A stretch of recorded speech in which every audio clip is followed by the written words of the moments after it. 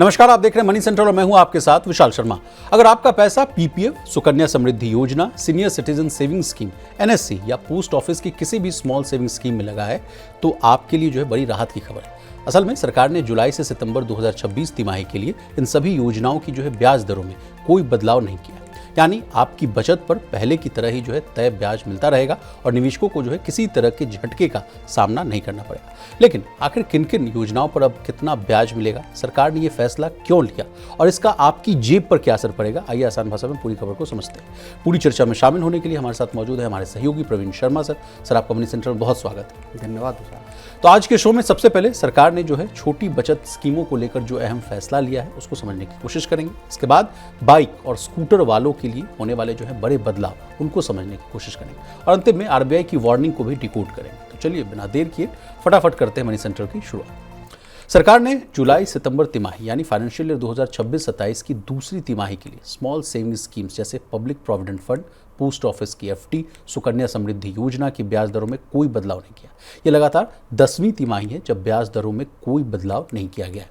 Praveen sir, सरकार ने आखिरी बार जो है दिसंबर 2023 में इंटरेस्ट रेट्स में जो है बढ़ोतरी की थी, क्यों नहीं बढ़ाया जा रहा है सर? और इसके बीच में जो है कई बार हम लोगों ने मनी सेंटर में भी इस बात को डिस्कस किया था, ऐसे भी खबरें आ रही थी कि चूंकि जो है जियो पॉलिटिकल टेंशंस, ग्लोबल जो अनसर्टेनिटीज़ थी, वॉर के सिचुएशंस देखने को मिल रहे थे, कहा जा रहा था कि सरकार का खर्च बढ़ता हुआ नज़र आ रहा है, इसलिए सरकार शायद जो है कुछ ब्याज दरों में कटौती भी कर सकती है। लेकिन सर हुआ कुछ नहीं, एज इट इज़ है रेट्स। Over to you.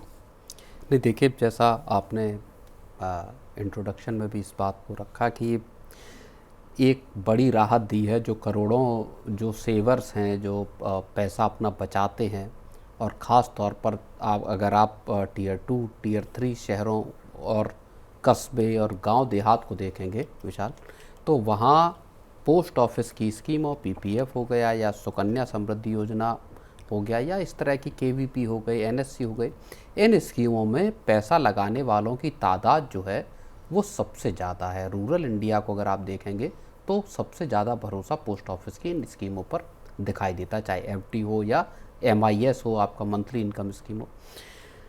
और इसी वजह से सरकार ने एक बार फिर से ये फैसला लिया है कि साहब हम इन स्कीमों पर जो ब्याज दिया जा रहा है उस पर किसी तरह का बदलाव नहीं करेंगे।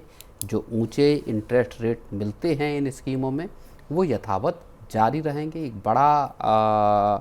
बड़ा एक मैं ये कहूँगा कि बड़ी एक राहत है, बड़ी एक सौगात है इन तमाम जो डिपॉजिटर्स हैं जो इन स्कीमों में पैसा लगाते हैं उनके लिए। दूसरी बात ये आती है कि आखिर सरकार ने क्यों इस फैसले को लिया जहाँ पे कि बदलाव किसी तरह का नहीं किया गया जी। इसके पीछे 2-3 फैक्टर जो हैं वो सीधे नज़र आते हैं। देखिए, एक तो बिल्कुल ताज़ा जो मामला है जिससे सरकार को इन स्कीमों पे जो ब्याज दरें हैं उनको बनाए रखने का, मौजूदा स्तर पर बनाए रखने का जो फैसला करने में मदद मिली वो है विशाल डिपॉजिट रेट्स भी है। एक बड़ी चीज़ है वो जो टेंशन्स जो ईज़ हुए हैं ग्लोबल लेवल पर, जो जियो पॉलिटिकल सिचुएशन ख़राब जिस तरह से हुई थी उसके बाद जब अब टेंशन्स जो है वो थोड़े कम हुए हैं, वहाँ सरकार को एक बड़ी राहत मिली है। पूरा का पूरा, चाहे आप सप्लाई चेन को देख लीजिए, क्रूड को देख लीजिए, तमाम जो चीज़ें थी जो सरकार के लिए सबसे बड़ी मुसीबत थी, वहाँ सरकार को राहत विशाल मिली है।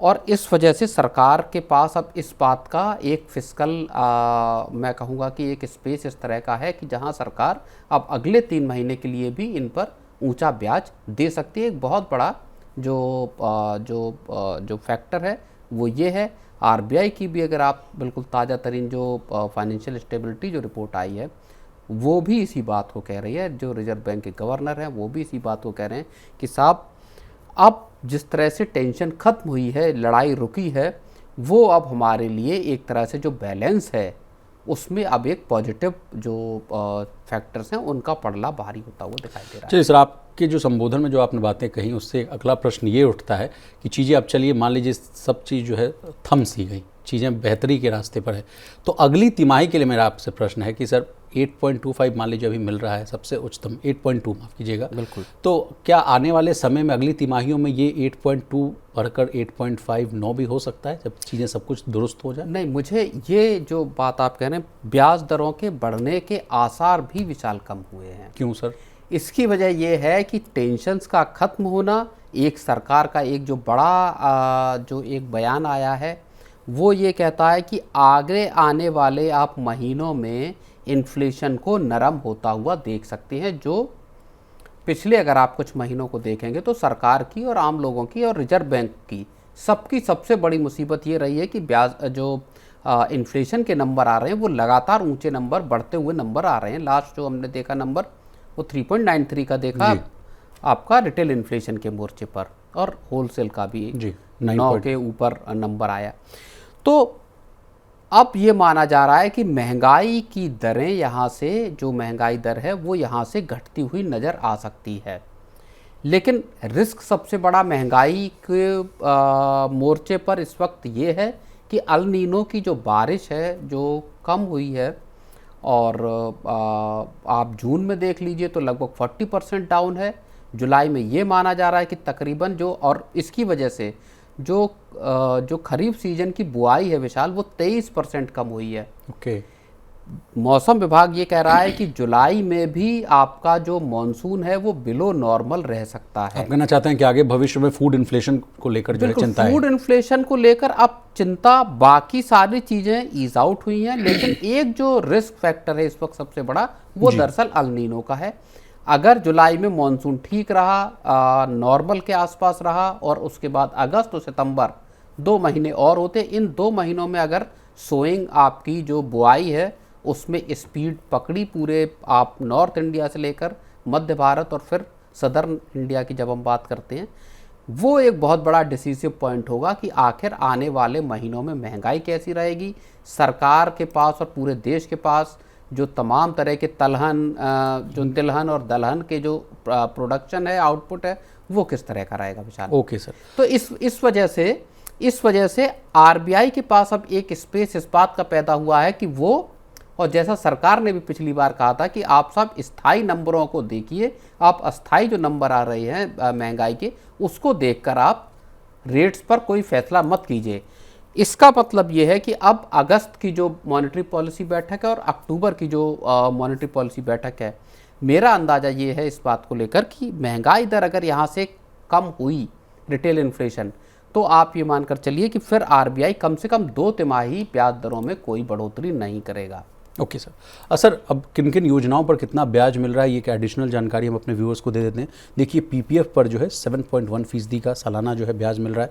सुकन्या समृद्धि योजना पर 8.2, सबसे अधिक इसी पे मिलता है। इसके अलावा 8.2% का जो ब्याज है वो सीनियर सिटीजन सेविंग स्कीम, यानी जिसको आप SC/SS के नाम से जानते हैं, यहाँ मिल रहा है। NSC में यानी नेशनल सेविंग सर्टिफिकेट में 7.7%, किसान विकास पत्र जो है उसमें 7.5%, और post office monthly income scheme जो है MIS, उसमें 7.4% के आसपास जो है आपको ब्याज दरें मिल रही हैं। पोस्ट ऑफिस के टाइम डिपॉजिट यानी FD जैसी जो योजना है, 1 साल में 6.9%, 2 साल में 7%, 3 साल के लिए अगर आप कराते हैं FD तो 7.1%, और 5 साल के लिए यानी लंबे टेन्योर के लिए अगर आप पैसा पार्क करते हैं पोस्ट ऑफिस में तो 7.5% के आसपास का ब्याज आपको मिलेगा। सर, 1-2 सवाल और मैं आपसे पूछना चाहूँगा। जहाँ तक मैं समझ पाता हूँ सर, जो पोस्ट ऑफिस में पैसा जमा होता है, एक चीज़ आपके सवाल से पहले जो एक दिलचस्प चीज़ जो यहाँ समझ में आती है, आप देखिए कि सुकन्या समृद्धि योजना या PPF देख लीजिए, बड़ी टारगेटेड स्कीमें हैं। सुकन्या समृद्धि योजना हर उस व्यक्ति के लिए जिसकी एक बेटी है और उसके पढ़ाई के लिए, और बाकी आप 18 साल तक के लिए एक उसका इंतजाम करना चाहते हैं। PPF भी इसी तरह का आपका रिटायरमेंट का प्रोडक्ट है। लेकिन अगर आप 5 साल की FD को देखेंगे, किसान विकास पत्र के इंटरेस्ट रेट को, या NSC को, आप होम लोन की ब्याज दरों को देखिए, 7.25% के आसपास ब्याज दरें हैं। 7.25, 7.20, 7.15, यहाँ से चालू हो जाते हैं आपके होम लोन के ब्याज दरें। और शायद ऐसा हो सकता है, ऐसा पहले भी रहा हो, लेकिन मुझे लगता है कि ऐसा संभवतः एक बड़ा दिलचस्प केस है जहाँ पर कि आपके डिपॉजिट के रेट आपके लोन के रेट से ज़्यादा हैं, ज़्यादा हैं। आपका लोन आपको होम लोन पर सस्ता पड़ रहा है और आपका डिपॉजिट का रेट है वो आपको ज़्यादा मिल रहा है। जबकि आप तकनीकी रूप से समझाते थे कि विशाल यही 1% का जो स्प्रेड है इसी से बैंकों की कमाई होती है। मान लीजिए आपको बैंक एफडी पर 7% दे रहा है और 8% पे अगर होम लोन दे रहा है, तो जो 1% बेचारे को बच रहा है उसी से पूरा बैंक जो है अपना कामकाज चलाता है। बिल्कुल। तो यहाँ से एक बात ये निकल कर आती है, चूंकि ये पूरी की पूरी योजनाएं सरकार की योजनाएं हैं, क्योंकि डाकखाना इनको चलाता है, पोस्ट ऑफिस चलाता है, सरकार इन पर दरअसल ब्याज देती। सरकार की सोवरन गारंटी इन स्कीमों पर है। आपका पैसा आप 1 लाख लगा रहे हैं वो भी पूरा सेफ है, आपका 10 लाख भी सेफ है। ऐसा नहीं कि आप बैंक में जो पैसा लगाया और बैंक डूब गया तो आपको 5 लाख से ज़्यादा नहीं मिलेगा। सरकार की गारंटी है।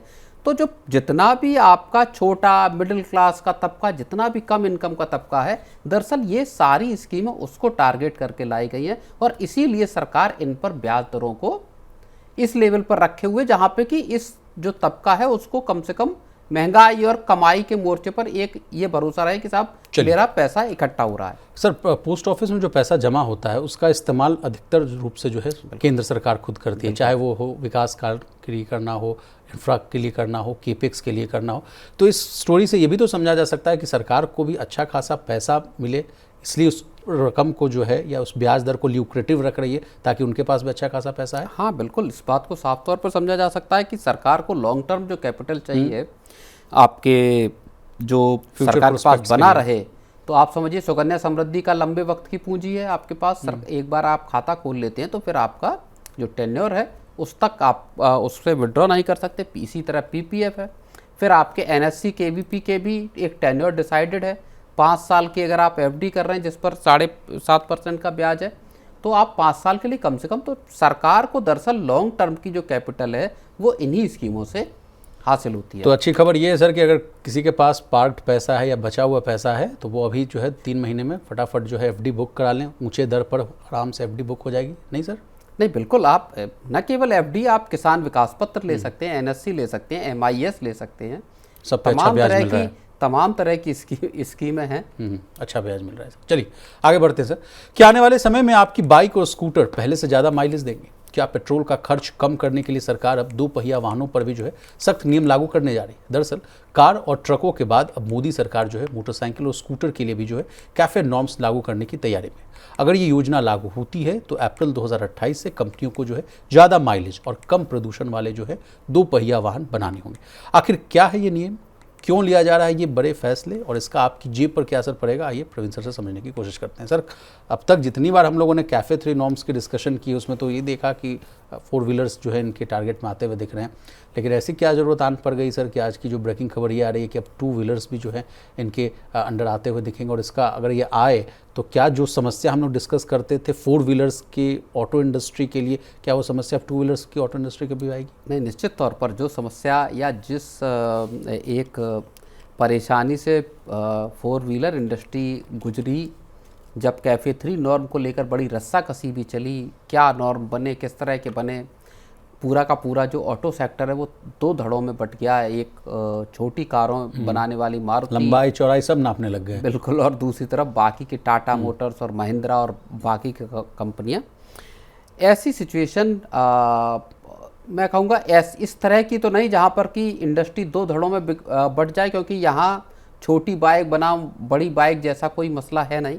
हाँ ये है कि ज़्यादा वाला तो होगा। हाँ बिल्कुल, ज़्यादा सीसी वर्सेस कम सीसी वाला मसला है। या अगर आप रॉयल एनफील्ड को देखेंगे तो ज़्यादा सीसी आयशर मोटर्स ज़्यादा सीसी वाली बाइकें बनाता है, एमिशन का लेवल भी उस हिसाब से, तो ये एक थोड़ा पैदा हो सकता है। अदरवाइज़ कॉस्ट का एक बड़ा मसला यहाँ पर पैदा होगा। अब चूँकि बाइक खरीदना सीधे तौर पर आपका सेमी अर्बन रूरल इलाके से जुड़ा हुआ डायरेक्ट ये बताता है कि आपकी डिमांड किस तरह की है, रूरल एरियाज़ में कमाई किस तरीके की है। यहाँ अगर ये कैफ़े के नॉर्म जिसको माना ये जा रहा है कि अप्रैल 2028 से लेकर आने की बात है विशाल, यहाँ पर अगर कंपनियों की कॉस्ट, चूँकि एमिशन एवरेज एमिशन को नापा जाता है कैफ़े नॉर्म्स में, अगर इसको लेकर नियम लाए जाते हैं और कंपनियों को कैपेक्स लगाना पड़ता है, तो आम लोगों के लिए एक मोटर बाइक खरीदना, वो 2 पहिया गाड़ी खरीदना वो थोड़ा महंगा सौदा हो सकता है। चलिए सर, कल तक हम लोग ये डिस्कस करते थे कि जो जीएसटी रेट रैशनलाइजेशन का जो कदम उठाया गया, चीज़ें सस्ती हुई 28% से जो 18% तक आई, 10% का जो बचत, लोगों ने जो मुनाफा काटा जम के गाड़ियाँ खरीद कर, अब जो बाइक वाले हैं उनको भी जो मुनाफा मिल रहा था, जो सस्ती पड़ रही थी, अब वो बाइक्स भी महंगी हो जाएंगी सर? हाँ, बाइकें महंगी हो सकती हैं, लेकिन एक इसका आप असर ये भी देख सकते हैं कि बाइकें चलिए मान लीजिए महंगी हुई, लेकिन बाइकों के माइलेज भी बढ़ सकते हैं, बाइकों की जो एफिशिएंसी है वो बढ़ सकती है, एमिशन है वो कम हो सकता है। तो ये एक फ़ायदा भी यहाँ पर नज़र आ सकता है लोगों को, का फ्यूल का खर्च विशाल कम हो सकता है। लेकिन सर अगर बाइकों में भी अगर E100 वाला पेट्रोल डलने लग जाएगा तब तो वहाँ भी माइलेज कम हो जाएगा? हाँ, अब देखिए E100 हो या E25 हो, उसको लेकर सरकार ने, अब जो बड़ी खबर ये आई है कि सरकार ने E25 का व्हीकल्स का ट्रायल शुरू कर दिया है। तो मुझे लगता है कि इस मामले को लेकर जितना ज़्यादा एक तरह का मैं कहूँगा कि आक्रोश पैदा हुआ, सुप्रीम कोर्ट भी इस पिक्चर में आया था सर। बिल्कुल, सुप्रीम कोर्ट में सरकार ने अपना कल पक्ष भी रखा था।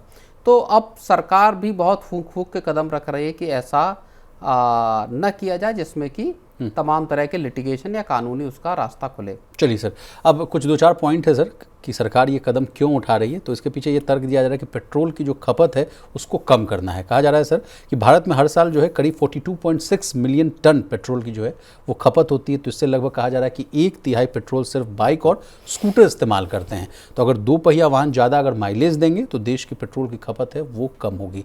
फिर दूसरा factor as it is sir, प्रदूषण कम करना है। कहा जा रहा है कि इससे जो CO2 इमिशन है वो घटेगा, पर्यावरण को इससे फ़ायदा मिलेगा। तेल पर जो आयात पर तेल का जो आयात हम लोग जो करते हैं, जो कई रिपोर्ट्स में आता है सर कि 85 से 89% के आसपास हम लोग इंपोर्ट करते हैं, तो उस पर जो डिपेंडेंसी है उसको भी कम करने की बात चल रही है। इसके अलावा sir bureau of energy efficiency यानी BE जो है इस पूरी प्रक्रिया की जो है अगुवाई कर रहा है सर। और BE, दोपहिया वाहन, सियाम और ACMA ये सब लोग जो है मिलकर बैठक करेंगे कि क्या इसका असर हो सकता है। BE ही आपके उतारता है, तो जाहिर तौर पर इंडस्ट्री के साथ, जैसा आप बता रहे हैं कि सारे लोग जितने स्टेक होल्डर हैं वो एक साथ बैठकर फिर उन नियमों को फाइनलाइज करेंगे। लेकिन मुझे एक जो चीज़ है ज़्यादा महत्वपूर्ण वो विशाल ये है कि जिस तरह का हमने माहौल कारों के मामले में देखा था 4 व्हीलर के में, कि बार बार नॉर्म आए फिर वापस किए गए, फिर PMO तक मामला गया, कभी किसी 2-3 कार कंपनियों ने मिलकर PMO में चिट्ठी लिखी कि साहब एक आदमी को बेनिफिट हो रहा है, हाँ, किसी एक कंपनी को ज़्यादा फायदा ना हो। फिर मारुति कह रही कि साहब ये अगर नॉर्म सख्त कर दिए गए तो छोटी कारें बिकना बंद हो जाएंगी, जो एक गरीब आम आदमी के लिए।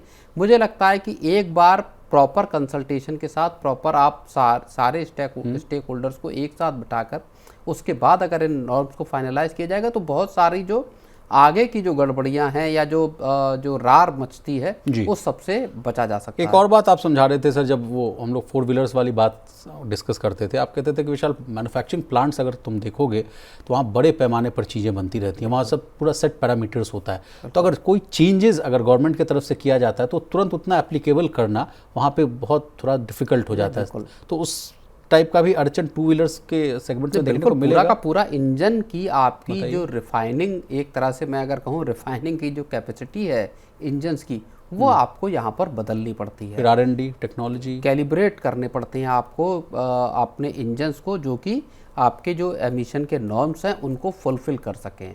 नए पार्ट्स आपको उसमें लगाने पड़ेंगे। तो एक तरह का ऑटो कंपनियों के लिए एक केपेक्स है जिसमें आपको भारी भरकम, जैसे आप BS6 जब लाया गया तो उसमें कंपनियों को इन्वेस्टमेंट भी करना पड़ा और उसकी वजह से गाड़ियों की कीमत भी सब्सटेंशियल बढ़ी। कुछ पार्ट्स की कीमतें बढ़ी। बिल्कुल, थोड़ी बहुत गाड़ियों के दाम नहीं बढ़े थे। जब BS6 को मैंडेटरी किया गया था, गाड़ियों की कीमत में अच्छी खासी बढ़ोतरी हुई, 40 से 50 हज़ार। बिल्कुल। तो अब वो जब आप केपेक्स पे पैसा खर्च करेंगे, जब आप टेक्नोलॉजी अपग्रेड करेंगे, तो वो सीधा सीधा कंपनियां, ऐसा तो है ना कि साहब पूरा बर्डन अपने ऊपर ले लेंगी, कंपनियां उस पैसे को पास ऑन करेंगी। और बाइकें, चूंकि देखिए कारों के मामले में आप तब भी सिलेक्टिव हो सकते हैं कि चलिए कोई व्यक्ति कार कुछ टाइम और ना खरीदे या अपना आमदनी के बढ़ने का इंतजार कर ले।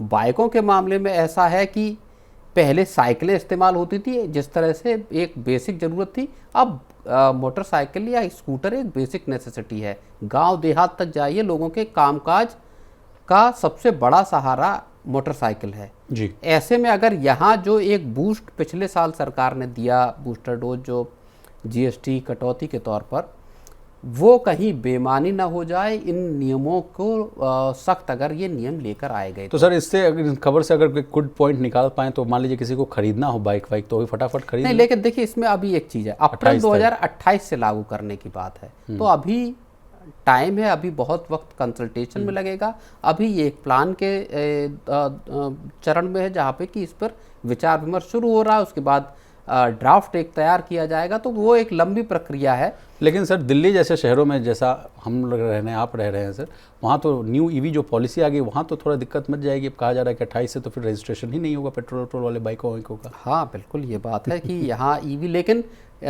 माना ये जा रहा है कि जो एमिशन वाले जो नियम हैं वो ईवी गाड़ियों पर भी आने वाले वक्त में लागू किए जाएंगे। चलिए आगे बढ़ते हैं। क्या भारत में तेजी से बढ़ रहा रिटेल लोन आने वाले दिनों में नई मुसीबत की वजह बन सकता है? क्या लोगों का बढ़ता कर्ज और बैंकों की महंगी होती फंडिंग भविष्य में बैंकिंग सिस्टम पर दबाव बढ़ाएगी? आरबीआई की ताज़ा फाइनेंशियल स्टेबिलिटी रिपोर्ट ने ऐसे कई संकेत दिए हैं जो बता रहे हैं कि फिलहाल सब कुछ सामान्य दिख रहा है, लेकिन खतरे की घंटी भी धीरे धीरे बजने लगी है। आखिर आरबीआई ने बैंकों को किस बात पर जो है सबसे ज़्यादा सतर्क रहने की सलाह दी है? प्रवीण सर का रुख करेंगे। सर ये दिक्कत जो आप लगातार बताते रहते हैं कि जो है क्रेडिट ग्रोथ अगर देखो विशाल तो 17.7% के आसपास है और डिपॉजिट ग्रोथ 12-12.5% के आसपास है। ये जो गैप है कहीं ना कहीं बैंकों को चिंतित कर रही है, बैंकों ऑफ बैंक जो है आरबीआई उनको भी चिंतित कर रही है। ये एक नया मामला भी उसी से जुड़ा हुआ है?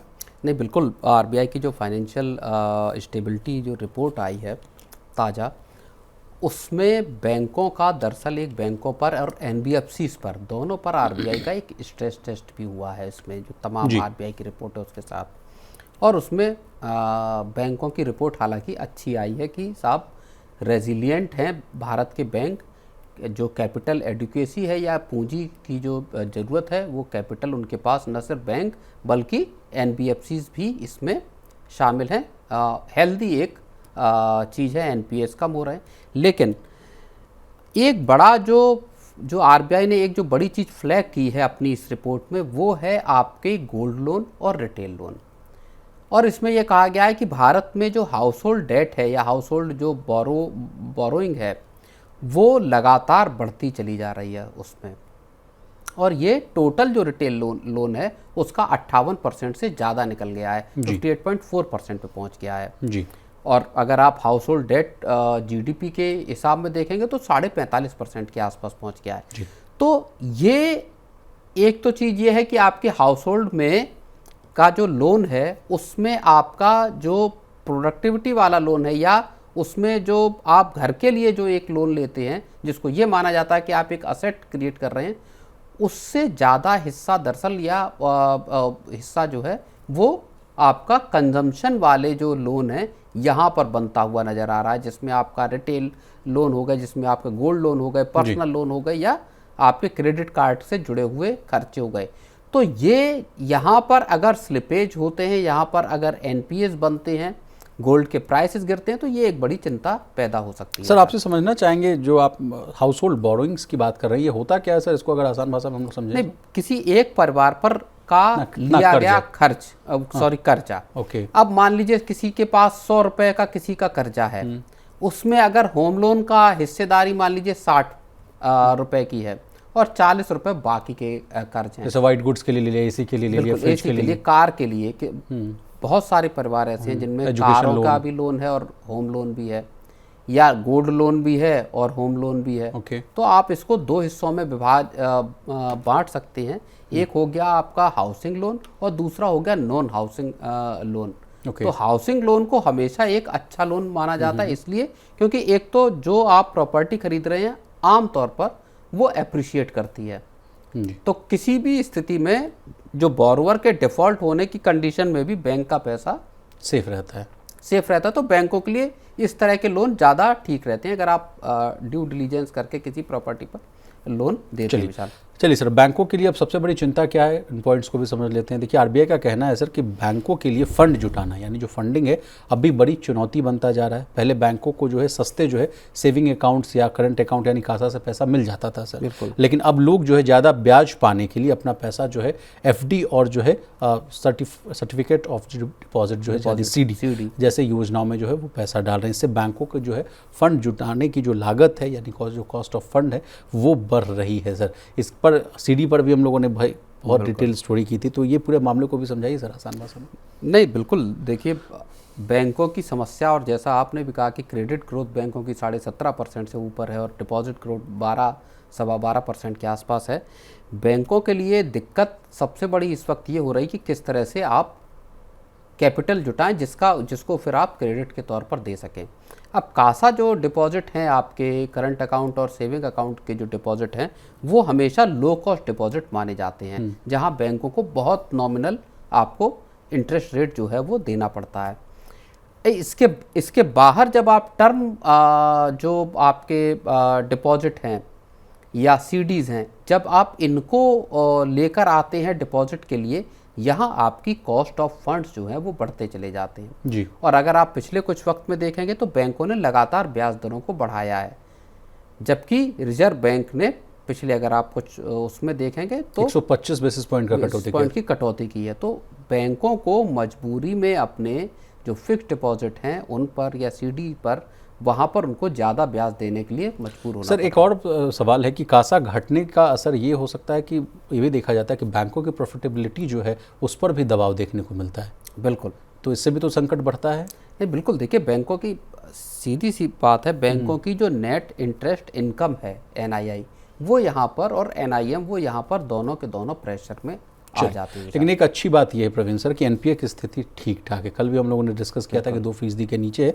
लेकिन सिक्योर्ड रिटेल लोन जिसमें जो है आदमी गिरवी रखता है चीज़ और वो एश्योर्ड होती है, उसका ग्रॉस एनपीए जो है सिर्फ 0.7% है, और अनसिक्योर्ड रिटेल लोन की बात की जाए तो उसका ग्रॉस एनपीए जो है 1.7% है। तो कहा जा रहा है कि इतनी चिंता की बात नहीं है, बहुत जो है अच्छे लेवल्स के आसपास है। 2% के आसपास अगर पूरे बैंकों का एनपीए है तो स्थिति ठीक दिखा रही है। और इसी को अगर कल के स्टोरी से जोड़े सर दीपक पारेख साहब की बात को कहा जाए कि अगर बैंकों में अगर रिफॉर्म्स करना हो तो अभी बड़ा मुफीद समय है, क्योंकि बैंकों की स्थिति अभी ठीक है, एनपीए एट ऑल टाइम लो है। तो उसको कुछ ऐड करना चाहेंगे पॉइंट? नहीं, देखिए बाकी सारी चीज़ें ठीक हैं, रिटेल लोन का पोर्शन भी आपका नॉन गोल्ड लोन वाले पोर्शन तक आपका ठीक है, वहाँ ज़्यादा दिक्कत नहीं दिखाई देती। जब हम बात करते हैं गोल्ड लोन की, यहाँ पर स्थितियाँ थोड़ी पेचीदा विशाल हो जाती हैं। क्यों पेचीदा हो जाती है? आप समझिए कि पिछले कुछ दिनों में गोल्ड की कीमतों में एक तेज गिरावट आई है। जी सर, 2008 के बाद की सबसे बड़ी गिरावट गोल्ड 61,000 रुपये सस्ता हो गया सर। हाँ बिल्कुल, और इसी जनवरी में $5626 के लेवल के रिकॉर्ड को गोल्ड ने छुआ था। उसके बाद से गिरकर अब $4000 के नीचे गोल्ड के दाम आ गए हैं। अब आप बैंक और एनबीएफसी के एक्सपोजर को देख लीजिए। एनबीएफसी का जो गोल्ड लोन पोर्टफोलियो है उसमें सालाना आधार पर अगर हम देखेंगे तो 96% की ग्रोथ आई है। एक साल में तकरीबन डबल हुए हैं गोल्ड लोन के आपके पोर्टफोलियो। बैंकों को अगर आप सरकारी बैंकों को देखेंगे तो 51% के आसपास की ग्रोथ है, और प्राइवेट बैंकों में 44.5% से ज़्यादा की ग्रोथ है आपके गोल्ड लोन में जी। तो गोल्ड लोन जिस तेज़ी से बढ़े हैं, लोगों ने गोल्ड लोन को रोल ओवर किया है कि आपने नया लोन नहीं लिया, जो आपका मौजूदा लोन था, प्राइसेस आपके सोने के ऊपर हैं, क्योंकि जो कि पिछले 2-2.5 साल में हम देखें कीमतें जिस हिसाब से तेज़ हुई हैं, तो लोगों ने उन लोन्स को रोल ओवर किया है। अपना पैसा आपको किसी भी पर्पस के लिए चाहिए, आपके पास गोल्ड पड़ा है, आपने उठाया, ऊंचा दाम है, आपको ज़्यादा पैसा मिल रहा है इसके लिए। अब चिंता इस बात की पैदा हो रही कि जिस तरह से गोल्ड के प्राइसेस क्रैश हुए हैं जी, क्या यहाँ जो आपका LTV है, लोन टू वैल्यू है जी, क्या कहीं उसके नीचे अगर दाम चले गए तो बैंकों का क्या होगा, एनबीएफसीज का क्या होगा? एनबीएफसीज हो चाहे प्राइवेट हो चाहे सरकारी हो। दूसरी चीज़, लोगों ने मान लीजिए इस तरह की स्थिति में बैंकों में जो सोना पड़ा है उसको वहीं छोड़ दिया कि अब हम पैसा चुकाएंगे नहीं, आपके पास जो मेरा गोल्ड पड़ा आप उसका इस्तेमाल कर लीजिए। तीसरी बात, बैंकों ने या एनबीएफसीज ने किस तरह से उसकी वैल्यू को आंका है। जो आप गोल्ड लेकर गए हैं वो कितने कैरेट का, उसकी एक्चुअल वैल्यू क्या है, लोगों को लगे कि साहब जो दाम का मैंने खरीदा था उस दाम से या जिस कैटेगरी का गोल्ड है, जितने कैरेट का है उससे कम का था, आपको पैसा अच्छा मिल गया, अब दाम गिर गए तो उसको वहीं छोड़ दिया जाए। एग्जैक्टली। एक फैक्टर ये है कि मान लीजिए तमाम तरह के प्रेशर में लोगों की नौकरी छूटती है या कारोबार में नुकसान होता है, लोग इस गोल्ड लोन के पैसे को चुका नहीं पाते हैं। यहाँ सबसे बड़ा क्राइसिस गोल्ड लोन से जुड़ी हुई है, जो सबसे ज़्यादा सतर्क रुख बैंकों के लिए और रिजर्व बैंक के लिए भी थोड़ा सा निगरानी का, जो आरबीआई ने कहा है कि बैंक इस चीज़ की निगरानी करें कि आपके गोल्ड लोन किस तरह से परफॉर्म कर। लेकिन सर बैंकों और एनबीएफसीज और आरबीआई के लिए एक राहत भरी खबर ये है कि रॉबर्ट कियोसाकी साहब अभी भी बुलिश है सर गोल्ड को लेकर। कल ही मैंने स्टोरी की है तो अभी भी वो कह रहे हैं कि गिरावट जो है खरीदारी का मौका है, और उनका टारगेट तो आपको पता ही है सर कि $35,000 के आसपास का वो टारगेट सेट कर रहे हैं। इसके अलावा कई और भी जो है फाइनेंशियल इंस्टीट्यूशंस और ब्रोकरेज फर्म्स हैं, वो भी 6,200 से लेकर $6,300 के आसपास का टारगेट रख रहे हैं। लेकिन अब देखना होगा सर कि वो सारी चीज़ें तो रिलेटेड है जियो पॉलिटिकल टेंशंस और अनसर्टेनिटीज़ को लेकर। चलिए सर आगे बढ़ते हैं। भारत का इलेक्ट्रिक व्हीकल बाजार एक और बड़ी विदेशी निवेश डील की दहलीज पर खड़ा है। अमेरिका की दिग्गज निवेश कंपनी जो है KKR अब JSW MG मोटर इंडिया में करीब $400 मिलियन तक का निवेश करने की तैयारी कर रहा है। अगर ये सौदा पूरा होता है तो कंपनी को नए मॉडल लॉन्च करने, फैक्ट्री एक्सपेंशन और EV कारोबार को तेजी से बढ़ाने के लिए बड़ी ताकत मिलेगी। वहीं चीन की SAIC यानी सियाक अपनी हिस्सेदारी घटाने की तैयारी में, जबकि JSW ग्रुप कंपनी में अपना दबदबा और बढ़ाना चाहता है। आखिर इस संभावित डील के पीछे क्या है पूरी रणनीति, भारत के EV बाजार के लिए इसका क्या मतलब है और इससे किससे सबसे ज़्यादा फायदा होगा, प्रवीण खर सर का रुख करेंगे। सर ये भी JSW की स्टोरी हम लोग लगातार जो इंटेंसिवली कवर करते हैं, क्या लेटेस्ट अपडेट है ये भी बताइए। नहीं, जैसा आपने बताया, जो अमेरिकन प्राइवेट इक्विटी फर्म है KKR JSW MG मोटर में 3,000 से 3,500 जो है करोड़ रुपए का इन्वेस्टमेंट करना चाहती है। अब इस बात को क्यों आखिर 3,500 करोड़ रुपए भारत की यूनिट में लगाना चाहती है JSW मोटर में, उसको केवल एक आंकड़ा है उससे समझने की कोशिश कीजिए। इसी साल जून 2026 के कार सेल्स के विशाल जो नंबर आए हैं वो बहुत सारी तस्वीर को साफ कर देते हैं। MG मोटर के अगर आप नंबर को देखेंगे तो रिकॉर्ड सेल्स की है MG मोटर ने जून के महीने में, अब तक की सबसे ज़्यादा सेल है भारत में। 7,568 गाड़ियाँ, 7,568 गाड़ियाँ बेची हैं। पिछले साल के जून महीने के मुकाबले 30% ज़्यादा ये गाड़ियों की बिक्री हुई है MG मोटर की जी। इससे भी बड़ी बात यह है कि इन जो 7,568 गाड़ियाँ जो बेची हैं MG मोटर ने, उसमें उसका 75% हिस्सा EV गाड़ियों का है, यानी 5700 से ज़्यादा गाड़ियाँ ऐसी हैं जो EV हैं। और KKR ने दरअसल इसी चीज़ पर दांव लगाया है। भारत की जो EV की जो ग्रोथ स्टोरी है EV व्हीकल की, उस पर भारत पर दांव लगाना चाहती है। और MG मोटर का EV का गाड़ियों का पोर्टफोलियो जो है या सेल्स जो है वो बेहद स्ट्रॉन्ग है विशाल। ओके और सर देखिए ना, इसमें भी फिर से मैं दोहराना चाहता हूँ कि जो EV पॉलिसीज़ जो है तमाम स्टेट्स भी जो लाती हुई नज़र आ रही है, उनका भी पुश यही है कि देखिए हमारी जो देश है या प्रदेश है, सबसे बड़ी समस्या इसी से जूझ रही है कि पर्यावरण, स्वास्थ्य संबंधित जो रोग हैं वो बढ़ते हुए जा रहे हैं। तो तमाम सरकारें यही कह रही हैं कि धीरे धीरे हम लोग रोल आउट कर रहे हैं, या तो हम लोग जो है CNG VNG वाली बात तो पुरानी बात होगी सर, अब सीधे EVs की बात हो रही है। तो इसलिए भी जो है विदेशी कंपनियां जो है जमकर आ रही हैं भारत, और यहाँ पर लग रहा है जो पैसा भारत में जिस तरह से पॉलिसी चेंज हो रही हैं EV गाड़ियों के फेवर में, चाहे 2 व्हीलर हो, चाहे आपके 4 व्हीलर हो या 3 व्हीलर भी हों, और कमर्शियल व्हीकल्स भी हों, सरकारें बड़े बड़े इंसेंटिव दे रही हैं आपके अब कमर्शियल ट्रक्स के लिए जो EV बेस्ड हों। 1 लाख का इंसेंटिव है सर दिल्ली में, या आपके फ्लैक्स फ्यूल के या हाइड्रोजन वाले हों, इन पर बड़े इंसेंटिव्स का सरकारें ऐलान कर रही हैं। राज्य अभी दिल्ली में इस चीज़ का ऐलान हुआ है कि साहब एक टाइम के बाद हम EV गाड़ियों के अलावा किसी गाड़ी का रजिस्ट्रेशन ही नहीं होने देंगे। ये चीज़ दूसरे राज्य भी धीरे धीरे लागू करेंगे। पूरे देश में EV को मास लेवल पर अडॉप्ट किया जाए, इसके लिए सरकारें तेज़ रफ्तार से पॉलिसीज़ बना रही हैं केंद्र सरकार की, एक तरह से कहूँगा अगुवाई में। और एक बड़ा फ़ायदा इस चीज़ का ये है कि जो देश की जो ऑयल पे डिपेंडेंसी है आपकी विदेशों पर, वो यहाँ पर उसमें बड़ी ज़्यादा गिरावट आ सकती है। तो इस चीज़ का जो EV गाड़ियों का जो फ्यूचर है उसको देखते हुए, और भारत में EV का एक बड़ा जो प्लेयर है वो दरअसल JSW मोटर्स है। तो तो इसको लेते हुए KKR का ये दांव जो है, मुझे लगता है कि उन्होंने यहाँ पर कदम उठाया। जो ईवी पॉलिसी को मैं देख भी रहा था सर, उसमें कहा गया कि ईवी को देखिए ना, और कितने ल्यूक्रेटिव उनको मतलब बेनिफिट्स दिए जा रहे हैं।